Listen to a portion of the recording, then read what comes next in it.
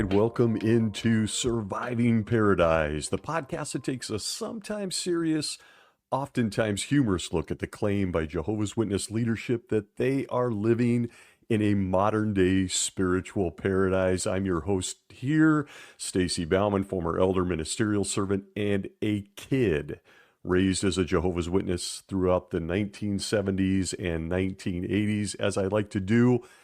Maybe even a little bit more so this week. I like to issue a little bit of a trigger warning. We try to have some fun here. We try to heal. Each episode has its own brand of sarcasm, humor, and more. Please note that we hope to be informative and we hope to never offend. It's certainly not something we set out to do. Welcome. A quick public service announcement to kick us off this week. Our weekly walk through paradise will pause next week due to my extensive travel schedule. I will be on the road and bouncing all over the place. I hope you'll take advantage of a past show or maybe a subject from a past show that might be of interest to you or might be impacting you right now, inside or outside of Jehovah's Witnesses. But just a note, because I know no better way to communicate this, I will be out of town, so there'll be a small gap in programming for about a week. Hope you will return. I want to talk this week about scars. Yeah, scars. I know, random, very random. But scars are fascinating little things. They're like parting gifts from an experience no one will ever truly understand, but at least recognize that something has happened to you. Something has scarred you. Many people believe, and I'm among those people, that scars actually give you character and personality. And of course, there's the movie line from The Replacements, a football movie with Keanu Reeves, where he talks about the fact that chicks dig scars. So that's cool, right? Maybe not so much for the ladies. Us guys think it's cool. How many scars do you have? I have several, including one in the palm of my right hand when it was ripped open during a football game. That's quite a story. I've got one on my left knee that was ripped open at one point. I've got one on my forehead, top left side of my forehead, from plowing into the hinge of a door. As a toddler, can still see them stitching me up. Really weird how trauma stays with you. I got a lot of scars, and I'm sure you do too. And scars definitely give you character, and they give you personality, because they're rare. I've never seen two scars that are the same on any person or between people. Were you aware that almost every Jehovah's Witness that leaves the organization is given a parting gift? They're given a scar, if you will, that is far more complex to explain than any other scar they will likely ever get. Now, you weren't aware of this? A gift that I think keeps on giving, oftentimes years and years after the fact or you've left the organization. Allow me to take my best shot at explaining something almost every Jehovah's Witness deals with when they decide to leave the spiritual paradise of the governing body. But I want to say right from the outset, it is complex. I want to discuss the scar that we know as anger. The wrapped up anger that they slipped into your pocket even as you were leaving the Kingdom Hall. A scar that, in my opinion, can be absolutely brutal. Brutal. And you should be aware that they give this gift without any repercussions or costs to them. It's their way of saying goodbye. Here's a scar. The anger Jehovah's Witnesses experience is so complex for so many reasons. I used to think if only it was a knife or maybe a broadsword, at least when they stab you with it, everyone could see the wounds. They could see the crime. They could see you bleeding from the inside out. Getting a little emotional here. There it is. There it is. The parting gift. It still lives in me. Still present in me. And maybe that is what makes this gift so special. The realization that they inflicted upon you, no one cares. Literally, no one cares. Have you lied in your bed at night and contemplated how they've stabbed you and left a scar, and literally no one cares? You're not supposed to react to what they've done to you. If you do, you become the victim, even when you're trying desperately to not be a victim or have a victim mentality. The scar that Jehovah's Witnesses give each of us is a complex gift, a complex scar that almost all of us share, but really struggle to explain, even to each other. I have a favorite song by a band called Stone Sour. Love that band for so many reasons. I miss them a lot. They haven't put anything out in a while. If you like hard rock, as I do, go check out Stone Sour on YouTube or Spotify. It's also a great video, by the way. The song is called Made of Scars, and it is profound in its simplicity. If only I could sing like my guy Corey Taylor, but I can't, so I'm not going to try. I'm just going to share with you the lyrics to what is literally one of my favorite songs. It opens like this, quote, "This one comes from looking. This one opened twice. These two seemed smooth as silk, flush against my eyes. This one needed stitches, and this one came from rings. This one isn't even there, but I feel it more because you don't care. Yeah, cut right into me. Yeah, because I'm made of scars. Yes, I'm made of scars." End quote. Again, I wish I could sing like Corey Taylor or had his neck muscles. Different story. I love this song more than I can explain. First, as everyone knows, if you've listened for any amount of time, I love great songwriters, and personally, I think they nailed this one. Scars are so complex and so varied and so unique.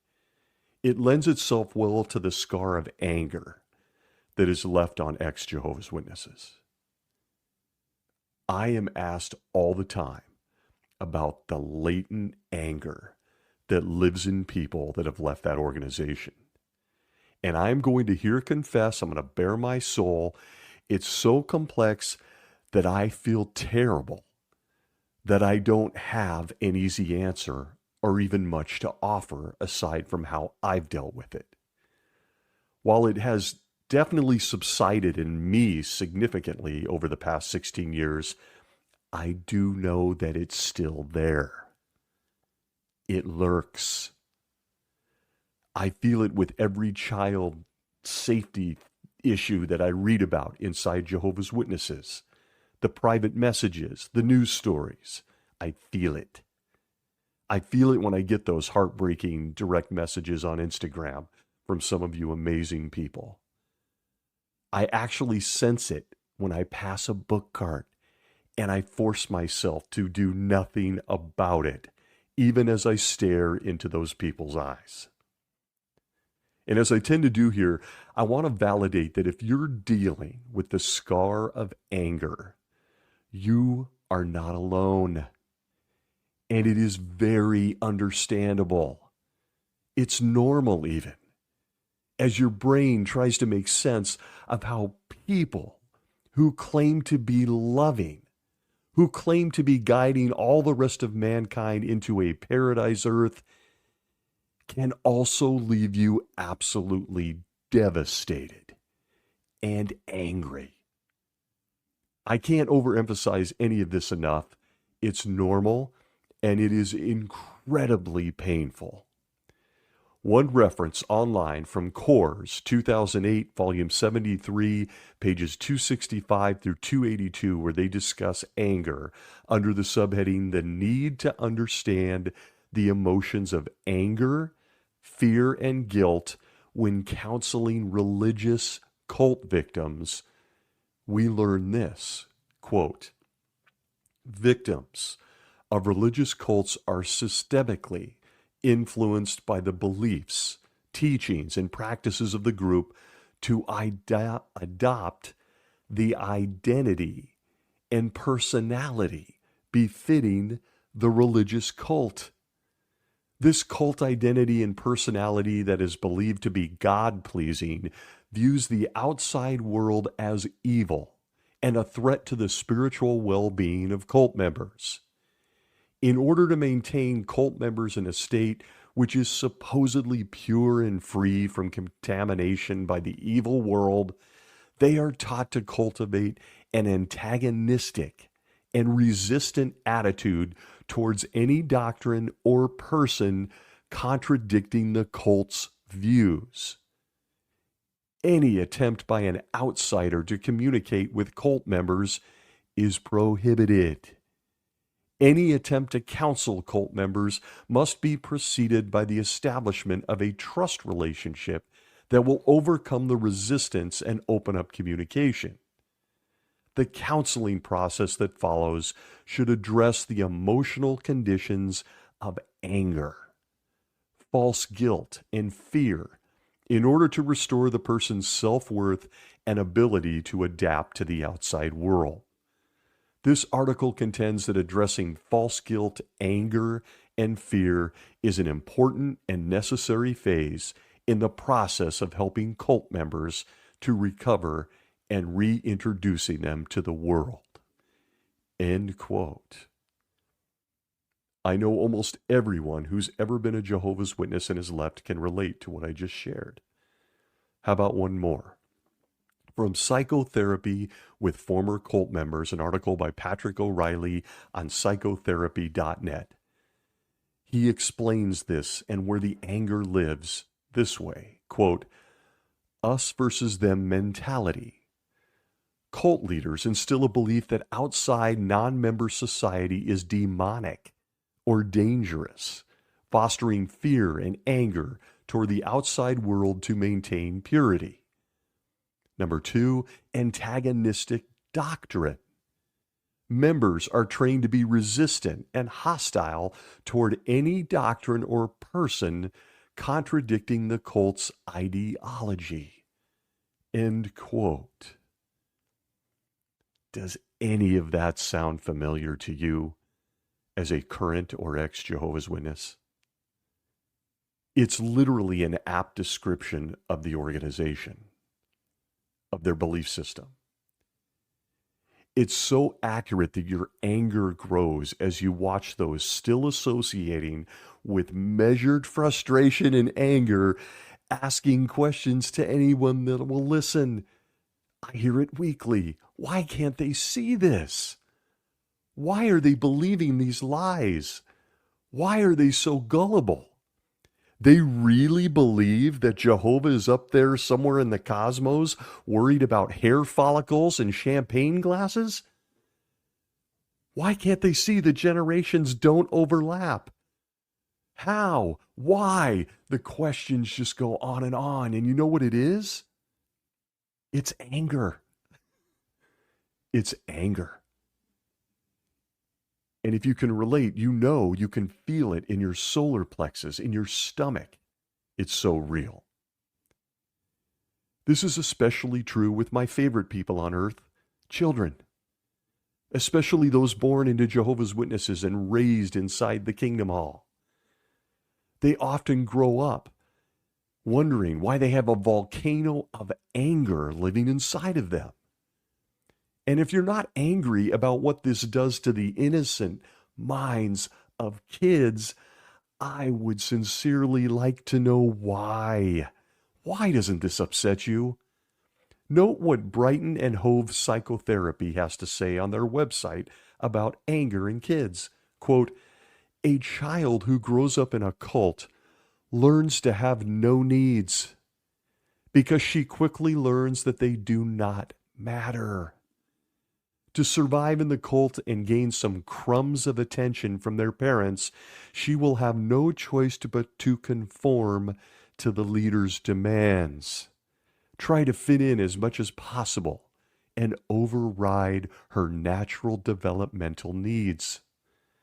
This means the child will miss out on normal stages of development, if not also on education and normal peer interactions, because of the insular and isolated nature of most cults.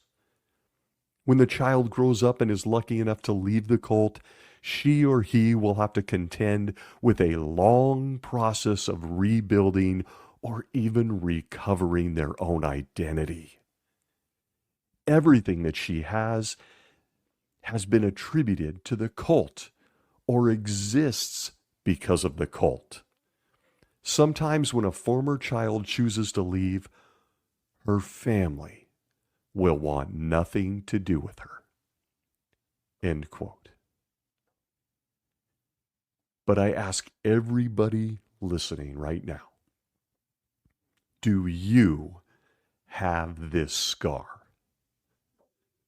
Did you get this parting gift from Jehovah's Witnesses?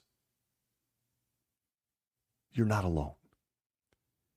Just reading that full study on the website broke my heart. I talk about it a lot, but at times it just hits me even today differently. It hits in some weird, deep space within me. And this scar, this latent anger that is generally the reaction to such things, is real. You know you don't see the world correctly. Do you know what I mean? If you're a former Jehovah's Witness raised in there, do you or have you come to the conclusion that you know you don't see the world correctly, but you're not even sure why? And it's all because they got to your brain at a young age. They literally shaped it for you. And eventually that cute little kid grows up to be an adult with really strange, unexplained scars. The most predominant one in most of us, or in many of us, is the scar of anger. From those references that I just shared with you, you may have noted that addressing justified anger is part of the healing process. It's necessary. When that rage begins to overcome you, and I can relate, it has to go somewhere. Oftentimes, if you're at your core an introvert and kind of a loner like I am, it often stays inside our bodies and it makes us very sick. It's downright deadly. And I'm not a mental health professional, but I've benefited from the advice of those that are. And I encourage almost weekly, I think, every ex-Jehovah's Witness to seek out a good therapist, particularly one, if you can at all do it, that specializes in religious traumas. Please, please do this if you're dealing with this volcano of anger. But that anger is so damn real. And I'm only here validating that it's real and doing whatever I can as a non-professional to help someone, anyone out there, to minimize it and turn it into one of those calloused scars. Why? Again, because that anger, holding on to it, leaving the wound open, does incredible harm to each of us. From that same study I just read comes this, quote, negative emotions, including acute anger, anxiety, and sadness, have been linked in previous studies with an increased risk for heart attacks and strokes. But there has been insufficient data on how and why these emotions can affect cardiovascular health. In a new Columbia study, the researchers recruited 280 healthy adults who had no history of heart disease, stroke, or serious mental health conditions. The research team wanted to conduct the study with individuals who had no chronic illnesses that could influence blood vessel function and make it more difficult to determine the effect of negative emotions on vascular health. End quote for a minute. What? Anger does this. But please pay very close attention to what they share next. Quote, each participant was brought into the lab and randomly assigned to spend 8 minutes doing a validated task that induces anger, sadness, anxiety, or an emotionally neutral condition. End quote for a moment. Did they take him to a watchtower study? I mean, or a public talk on a Sunday, the first 10 minutes of which the world is all evil. Jehovah's going to kill them all. What we say next you must obey or you're going to be one of the dead people. Could it be one of those things? Back to the study, quote, blood pressure and measures of vascular health were assessed before and after the tasks. The researchers found that the anger group's blood vessels became impaired in dilating in response to ischemia for up to 40 minutes after the emotional experience. The effects in this study were transient, Shimbo says, one of the doctors, but I speculate that a person who gets angry over and over again is building up cumulative injury to their blood vessels, end quote. You see, that gift the governing body gives those that leave, that scar, that anger, can kill you. It's that bad. But note what they say next. Quote, no changes were seen among the participants in the sad or anxious groups. What we learned is that not all negative emotions are the same, Shimbo says. The connection between sadness and anxiety to adverse heart conditions may come from another mechanism. But these types of negative emotions aren't causing the blood vessel dysfunction we see when someone gets angry. End quote. Anger. That emotion, that feeling in your body, forced upon us by a life inside Jehovah's Witnesses. It isn't just creating a wound and hopefully a scar. It's literally killing us. Making the 11 men in upstate New York and those that support them blood guilty. Yeah, blood guilty. You don't have to beat someone with a stick or a sword or stab somebody to make you blood guilty. You can emotionally, mentally break them down until they are angry. Being stabbed in front of everyone would at least validate the crime you see it in this organization, but they let you walk out. They shun you, and then they continue to stab you in the dark, sometimes unannounced, at times you don't understand, for the rest of your life. That is exactly what the latent anger does to an ex-Jehovah's Witness. They continue to stab you for the rest of your life if you hold on to it. I'm going to expose myself for a few minutes here.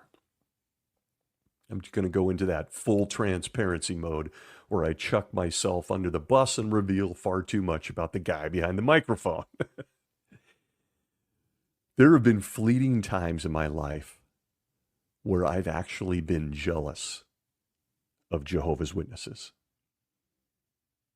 Yeah, let it sit there for a minute. You heard that right. where I look at them and I'm jealous. What it must feel like to live in or return to a world of complete delusion, handing all of life's toughest decisions or actions over to a group of strangers in New York, allowing everything from your own body to your future to your money to who you fall in love with and how you touch them, and carrying on in a world that I like to refer to as some sort of gray malaise, like a thick brain gravy. At times it sounds so nice. I've missed it at times, just walking around an automaton. It feels almost like a return to childhood where your biggest worry is what snack you're going to have after school, the Cheetos or the cookie, or how to word that note you're writing to give that girl you have a massive crush on just right, word it just right to make her fall in love with you. Those are your biggest worries. Jehovah's Witnesses rarely feel anger because they're captive to an illusion where they can toss off responsibility. They can toss off planning or any of that adult stuff that comes at you fast in life, far too fast. You know what is mostly missing from their lives? Anger.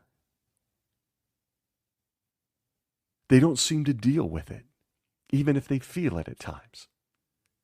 They don't deal with anger, the latent wound or scar, in the same way an ex-Jehovah's Witness does. Would you agree?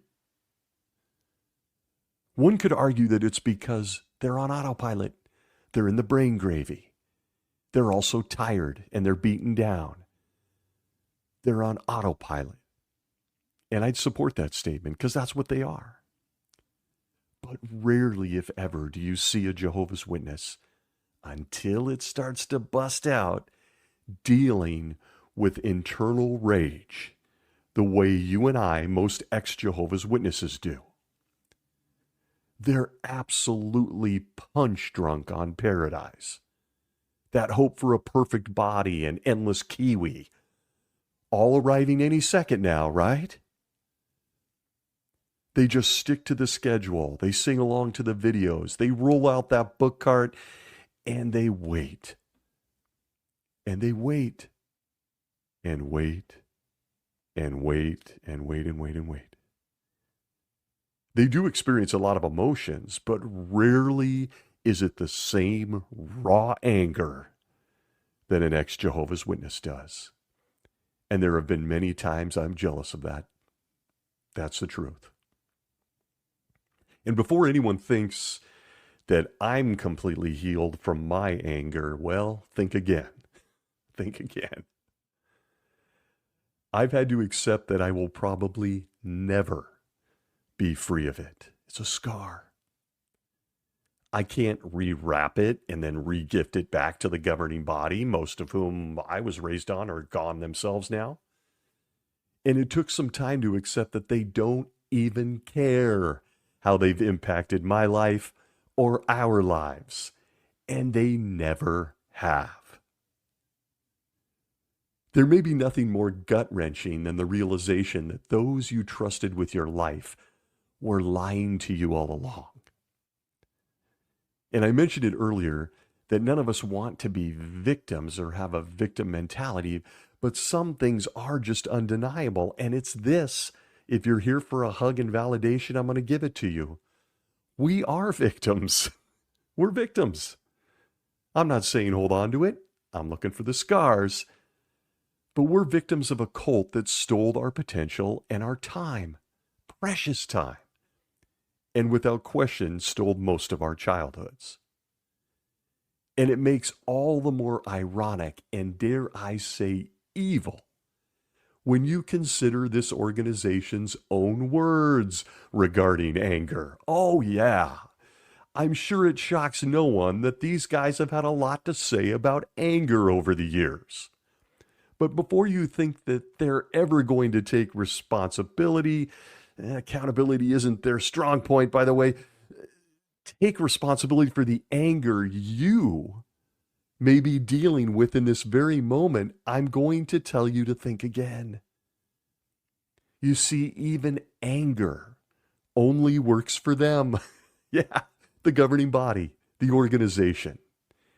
And where, when you give it some deep thought, as I have done for far too long, where would they have gotten this idea from?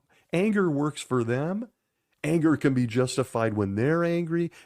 Where would they have gotten this from? I mean, they're just men, right? Like the rest of us. And despite lying and manipulating our lives, it's all justified in their minds. It's okay. Where did they learn this from? Well, I'm here to tell you that they learned it from the best. They learned it from the best. Consider this. And oh wow. And would you look at that? There it is. It always is.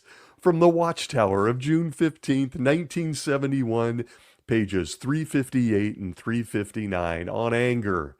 We're told, quote, God has used a number of means to express his anger, end quote. For a moment, there it is. There's where they learned it. There's where, by extension, in some ways, we learned it. Anger. Yeah, from Jehovah. God has used a number of means to express his anger. According to the Watchtower of 1971, where could this be going? Let's continue, quote, thus. At times he employed supernatural phenomena. I knew it, as when he destroyed the wicked in Noah's day by a global flood. He used fire from heaven to wipe out the wicked cities of Sodom and Gomorrah. He used various kinds of supernatural means to plague the Egyptians 10 times and to destroy Pharaoh and his army in the Red Sea. End quote. And man, there it is. Anger. And my guy Noah. You may have practiced safe sex until you were 500 years old. You may have led elephants back to your floating box. But even my guy Noah got to experience what anger looks like. And he saw it from the top down, from Jehovah himself. Because when you're God and you get pissed off at the handful of bad people on a planet you made, you then drown all the babies and puppies with them because of your anger and stuff. You rain fire down on Sodom and Gomorrah because there's a few perverts in the bunch. You even turn a woman into a salt lick for just turning around to watch the fireworks because you're pissed off and stuff. But then oddly, you grab a bucket of popcorn and take a front row seat along with Jesus and the angels, all in heaven at this point, and you watch your guy Lot get drunk and sleep with his own daughters. Minus the fireworks show for him, of course, because apparently that didn't piss you off like the other things did. So I ask you, is it any wonder we leave that organization with simmering anger? Should we really be taking advice from a God or his chosen earthly men that don't seem to know how to control their own anger? Incidentally, it's how Jehovah handles anger that really helped me realize something I had to come to grips with. We weren't made in his image. Jehovah was made in our image. He was made by men. Men who, incidentally, get angry. And once you see that, you can't unsee it. Anger is indeed complex, huh? Very complex. The governing body takes no responsibility for how they have impacted your life. And if that makes you angry, you're not alone. They pass it off on everybody else. You see, it's on Satan. Remember him? God's own kid he can't discipline or deal with. They pass it off on your need to wait on Jehovah. Just wait on him. He really hates injustice, makes him mad. And for many years, even discouraged Jehovah's Witnesses from speaking to a professional health therapist about what to do with all their anger. You couldn't do that either. They're kind of coming around on that a little bit. I wonder why. I think the elders are burnt out from hearing it. But folks, I know no one or none of this is groundbreaking information. It's really nothing new. I'm not reinventing the wheel here. But every now and then, I feel like it's important to validate what so many of us are still going through. Hopefully a lot less, but it's still kind of there like a scar, even decades after leaving the circus that is Jehovah's Witnesses. You know what I speak of. That feeling in the pit of your stomach, or those sleepless nights, they're not imaginary, they're real. And it doesn't mean because you may sit in anger that you're surrendering to a victim mentality. No, it's not true. It is perfectly okay to curl up in the fetal position and bawl your eyes out. I'm only saying it's even more important to get back up. You got to get back up. All of us have to get back up. The wound can heal. You can heal. And yes, it is going to leave a scar. I call it the parting gift of Jehovah's Witnesses. But it doesn't have to be a gushing wound that you point at day after day for the rest of your life. For example, consider this. From the February 4th, 2024 article seen on Anchored Counseling Services online, the article is entitled Navigating Religious Trauma and Anger Within. We get the validation that really is helpful. We also get a way forward. Under the subheading, The Role of Anger in Religious Trauma, we're told this, quote, when people go through trauma, it can often trigger our body's natural survival responses. It is then no surprise that because anger is an emotion related to our survival instinct, that we would experience it when going through something traumatic. Anger is a natural response to trauma. We feel angry when we see or experience injustice or are the victim of harm, when we have been betrayed or exploited. These are also reasons people may leave or are forced out of the church. Injustice, abuse, harm, betrayal, exploitation. Ringing any bells? I know that I could tick all of those boxes, and so it is valid for you to feel angry. End quote. There's the validation for the cauldron that I know burns in many of us. We are not crazy. We are not alone. The anger is so damn real, and it's even justified. With all of that said, it leaves the most important question: what do we do about it? Are we just doomed to a life of anger because we were raised a Jehovah's Witness? How do I get this thing to scar over? How quickly can I heal?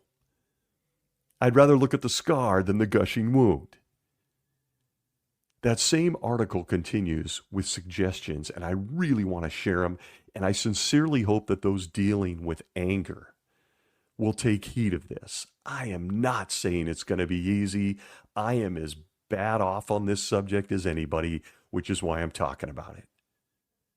But please take heed of these suggestions, and I also encourage everyone, as I do privately and on this show, please seek a good therapist and implement these suggestions. Here's what the article goes on to say, under the subheading, Expressing Anger.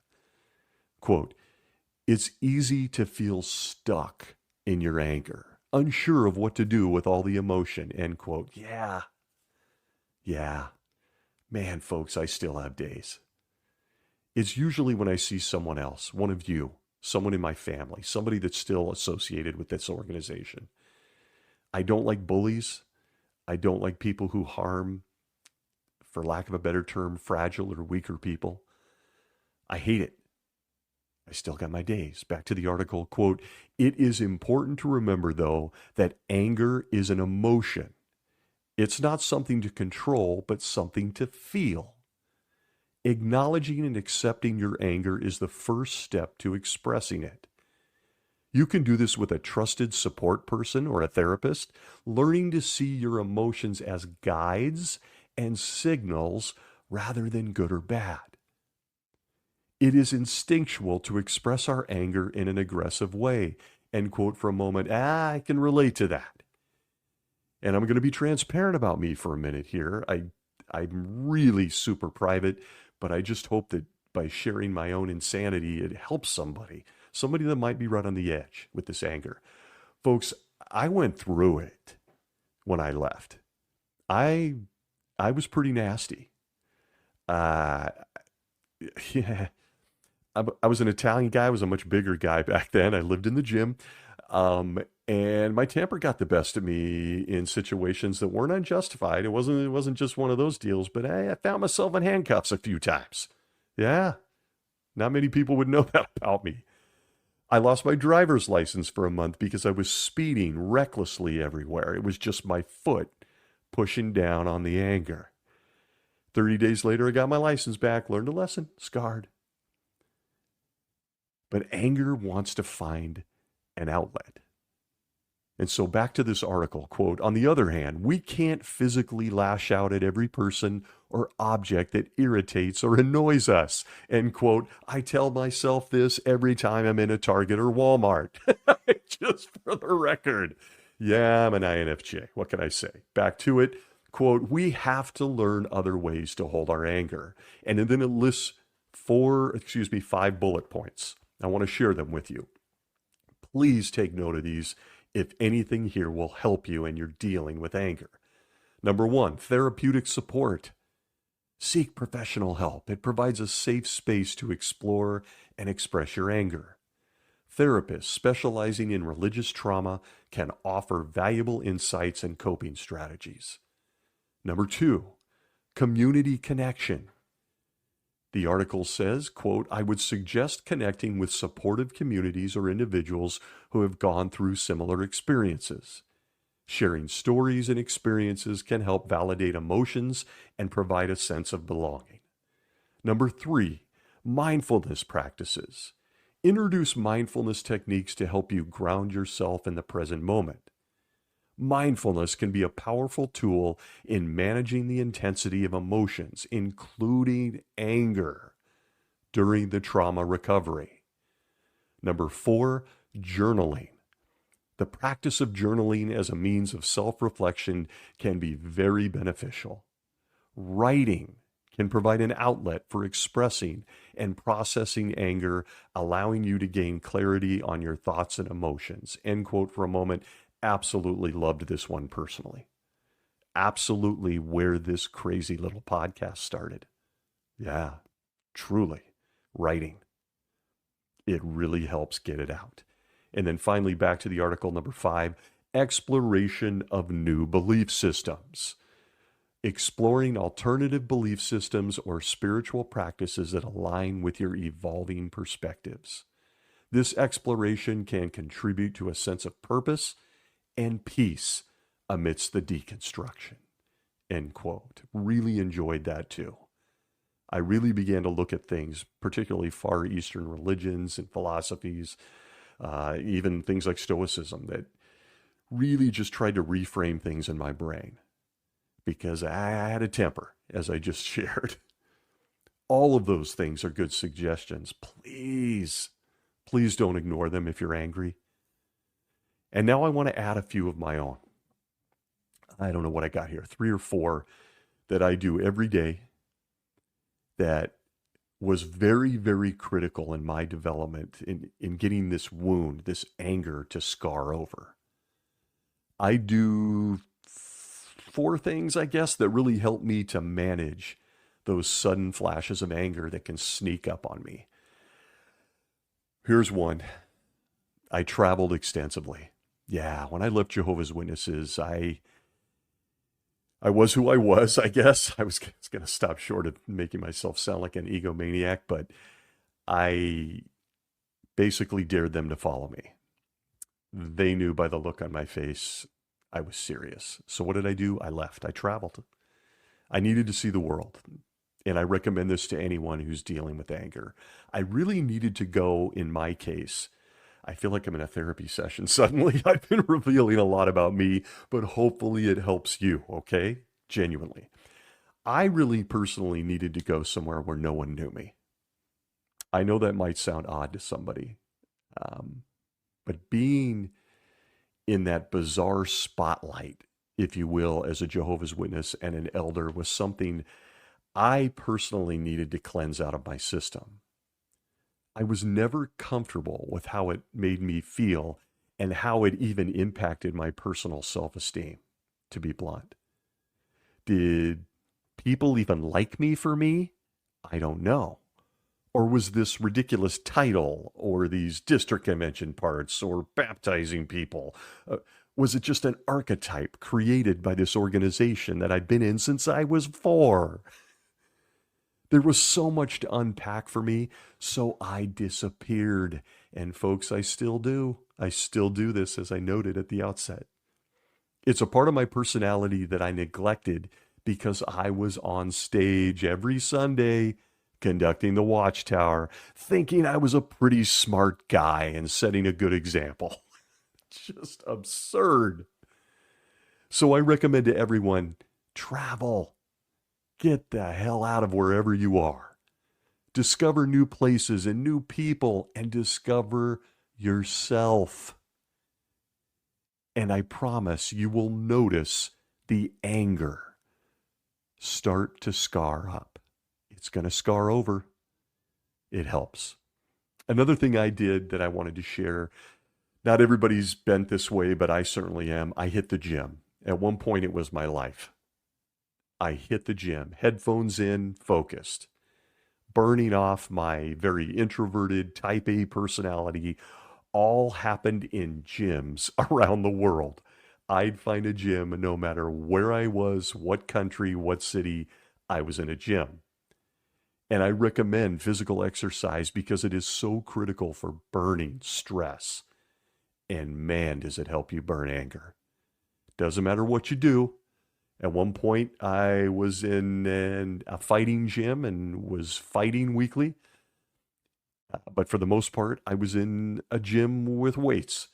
And it goes without saying, but some music and some iron, I recommend it. I highly recommend it for helping you burn off that emotion that might be eating you up.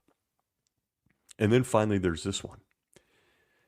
I walk every day, all the time, sometimes multiple times a day. Longtime listeners of this show know that I'm keen on the greatest minds and thinkers in history. I like to study them. I like to consider what they wrote. I like to do that. So consider a few quotes, and I can't tell you how profound these are and why you, if you're dealing with anger, should start walking every day. Quote, all truly great thoughts are conceived while walking. Friedrich Nietzsche. Quote, I have walked myself into my best thoughts, and I know of no thought so burdensome that one cannot walk away from it. End quote, Soren Kierkegaard. Quote, if you're in a bad mood, go for a walk. If you're still in a bad mood, go for another walk. End quote, Hippocrates. Quote, an early morning walk is a blessing for the whole day. End quote, Henry David Thoreau. If you're angry, walk. Every day. No matter where you are, no matter where I am in the world, I walk. Even now, and I've been out of this organization for 16 years. I can't recommend this enough. I think of all the things I implemented in my life, this one saved it. I've cried, I've screamed, I've done it all on a walk. Yeah. So please do it if you're dealing with this gift that they gave you, and stick with it. You'll see. I promise you, you'll see. I'm just going to add a couple of other things that have helped me deal with anger. One of them is really obvious, and I am so grateful to you folks. I think I get more out of you than you ever get out of me or this silly show. I do this show. I do this podcast. This was born into the last two men that were truly like brothers to me, that I loved very, very much, suddenly deciding to shun me. And within a week of them finally caving in to the organization and shunning me, despite me not bringing it up to them, even though I'd left, once they had shunned me, I decided it was time to have an outlet to help others. I do this crazy little show. In other words, my advice to anyone dealing with anger is to help other people. Help other people. You'll be surprised at how much it helps you deal with the anger. You guys are lifesavers. I sometimes think about not doing this, as I've mentioned, because there's so many great content creators out there now, much younger, in an organization that I barely recognize anymore at my age. But by helping others, you can help yourself. So I recommend it. Doesn't have to be like this. Just do something. We really owe it to people that are trapped. And we know where they're headed. Look, we all know. And then there's one final thing. I debated sharing this with you folks, but I'm going to. It's going to expose my strange brain. I mentioned my walks and how big I am on walking. When I go on walks, I always try to do it in a certain place where I can find trees. I know. Trees amaze me. I feel like I'm writing a dating profile this week. Don't swipe right. Okay. I try to go where I can find trees. Trees amaze me. Trees are so powerful. They've always amazed me, even when I was a little boy. I used to look at them, eucalyptus trees where I grew up, and redwood trees, now pine trees and oak trees. But have you ever noticed with trees, they never waver? They never waver in who they are. They just gently concede to the wind and the breeze. But they don't move. They just kind of drift in and out of whatever's happening. Even when other trees are cut down for that new housing development or they're chopped down for firewood, the trees that are still standing, they stand tall. They're so strong. And I know this reasoning is weird, but welcome to my head. This is the kind of weird stuff I contemplate on my walks. So I'm going to give it to you. You're angry? Go look at a tree. There you go. Watch the trees. Watch them. What do you learn from them? They're talking to us, I swear to God. In the end, folks, anger is justified when it comes to this organization. But I would be remiss if I didn't say that anger, if left unchecked, is only hurting you and me. It's a harsh truth when we have given up so much for all things Jehovah's Witnesses. And to be transparent, I've always tried to cut myself a little bit of slack with my temper and my complex anger. I really first saw its evidence when I was a Jehovah's Witness, ironically. I'd see it and feel it after every judicial meeting. I'd see it and feel it with the misconduct of other elders and even circuit overseers. It's safe to say I had my own relationship with anger. And for many, many years of my life, I couldn't figure out why. Because I would always come back to this, their book, the Bible. And Matthew chapter 11, verses 28 through 30 of the New World Translation, where we are told, quote, Come to me, all you who are toiling and loaded down, and I will refresh you. Take my yoke upon you and learn from me, for I am mild tempered and lowly in heart, and you will find refreshment for yourselves. For my yoke is kindly and my load is light. End quote. There it was. I kept coming back to it like a touchstone. A guarantee from the guy that I believed was running the organization of Jehovah's Witnesses, only to learn it simply isn't true at all. If you're a Jehovah's Witness, do you feel refreshed, or that your load is light, or that you're mild-tempered? Almost everything in the life of a J-Dub feels heavy, mundane, stupid at times. See the preaching work, and yet anything but refreshing. Jehovah's Witnesses who may be here bravely listening should pay attention to those Bible verses. Matthew 11, 28 through 30. And ask yourself why your life as a witness doesn't feel that way. Anger is indeed complex. When it comes to Jehovah's Witnesses, it's justified. At the same time, holding on to it is going to kill you. And the organization, they're just going to watch on. They're even going to say that you deserve it for leaving them. They're even going to take a sick joy in watching your anger eat you alive. As much as we all want to lash out at what they've done to us, or even currently doing to us, we have to be determined to manage it at some point. Not for them, but for us, for you. Scars give us character. Yeah, the initial injury, the initial stab or cut, it hurts like hell. But then it scars over, proving that we can heal from anything. It leaves a reminder of where we have been and that we are stronger than we think we are.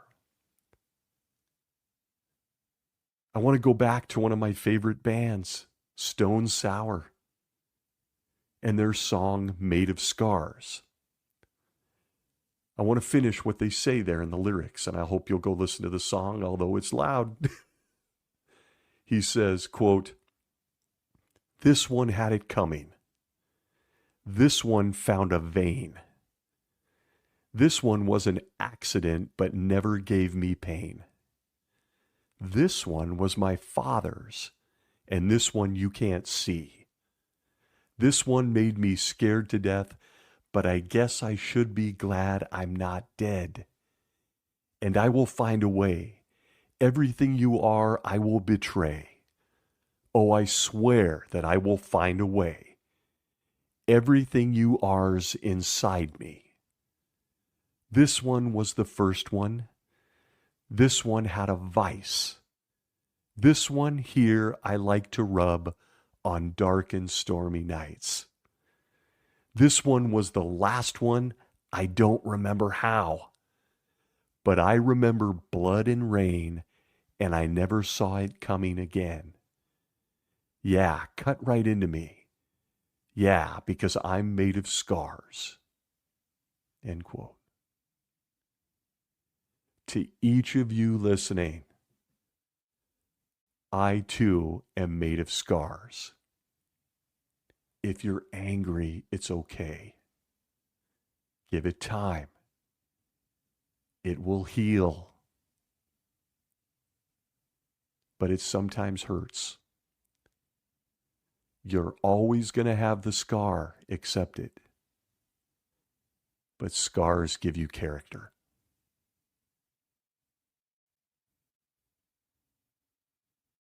I want to thank each of you for joining me this week. wherever you may be. Be well.